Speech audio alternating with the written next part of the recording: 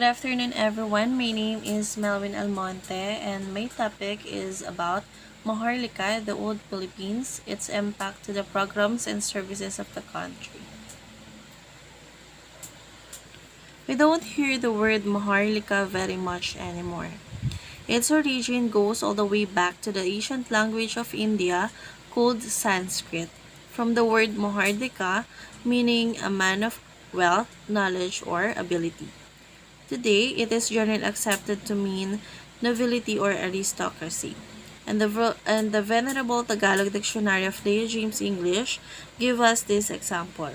Ang mga hari at prinsipe ay kabilang sa mga Maharlika. Or, the kings and princes belong to the nobility. And that's the modern definition.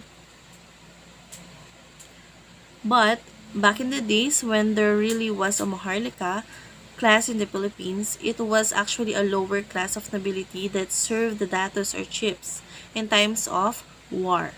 The Maharlikas belonged to the kings and princes and not the other way around.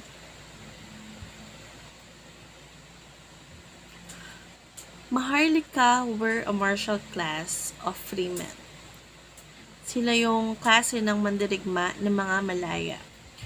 Like the Timawa, they were free vassals of their datu who were exempt from taxes and tribute but were required to provide military service. Sa mga oras ng digmaan, ang Maharlika din ay obligadong magbigay at maghanda ng mga sandata mula sa kanilang mga sariling gastos at sagutin ang mga panawagan ng mga datu saan man at kailanman kapalit ng isang bahagi ng mga nasamsam sa gera or tinatawag nilang ganima. They accompanied their ruler in battles as comrades at arms and were always given a share. The 1/5 of the spoil goes to the Ginoo and the 4/5 will be shared among the Maharlikans who participated, who in return or who in turn will subdivide their shares to their own warriors.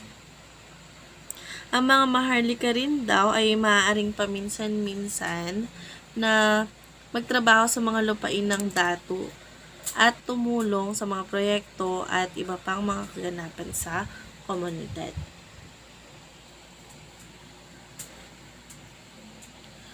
The Maharlikas were just one rank in the Asian class system of the Tagalogs, which was a little more convoluted than our Western idea of aristocrats and commoners. This class system was the norm in other parts of the Philippines too, though the names of the classes varied slightly. So we have four Asian class system, which is the noble class or the Maginoo, the freeman class or the Timawa, the warrior class called the Maharlika, and the indentured class called the Alipin. When we say Maginoo, they were the ruling class, educated, the royal, and the privileged class. It was from the class that the datu would came from, and the datu is the leader of the community called a barangay. He is the chieftain, somewhat synonymous to the monarch, Raha, Sultan, or the king. Then the Timawa, the freeman class known as the Timawa, probably made up the bulk of the barangay community. They were free, of course. They could acquire property, acquire any job they want, pick their own wives, and acquire an alipin. They were, however, expected to pay taxes and support the Maginoo class. They are the only class to pay taxes and hence they are very important in the community.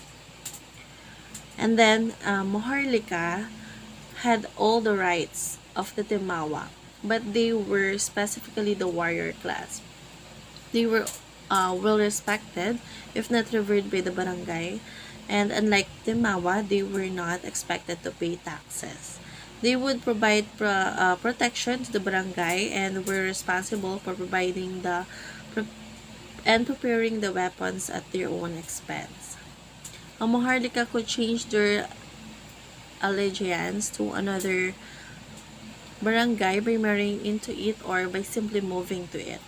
This, however, required paying a certain amount to his datu A feast will be given in his honor when leaving the barangay.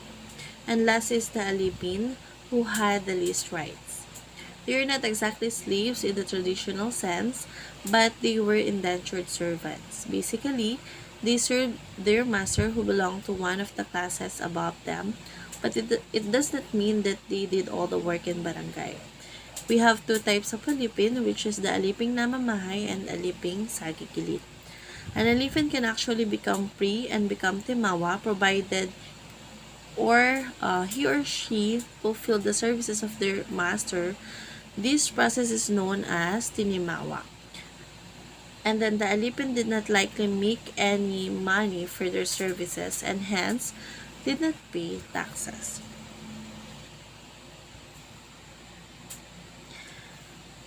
In the modern usage, during the New Society movement or tinatawag na kilusang bagong lipunan era in the Philippines, former Philippine President Ferdinand Marcos used the word Maharlika to promote an authoritarian view of Filipino nationalism under martial law, incorrectly claiming that it referred to the ancient Filipino nobility and included the kings and princes of ancient Philippine society.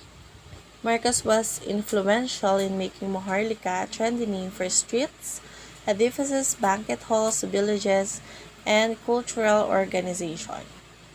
Marcos himself utilized the word to christen a highway, a broadcasting corporation, and the reception area of the Malacanang Palace.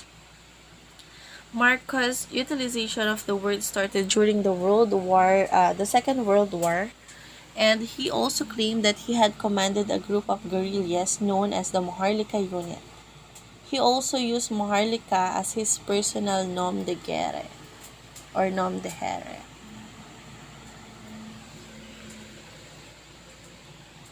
Usage as a new name for Philippines.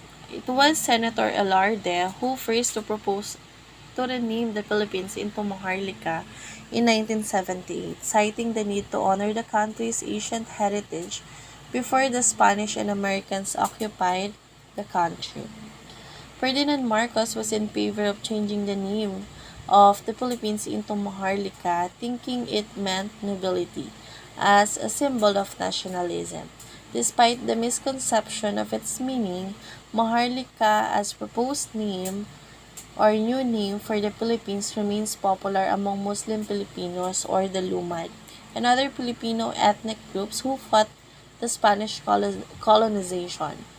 They view the name Philippines as a colonial reminder of the ruler of their previous colonial masters. And recently nga, in 2019, President Rodrigo Duterte reiterated the idea, thinking that it means more of concept of serenity and peace.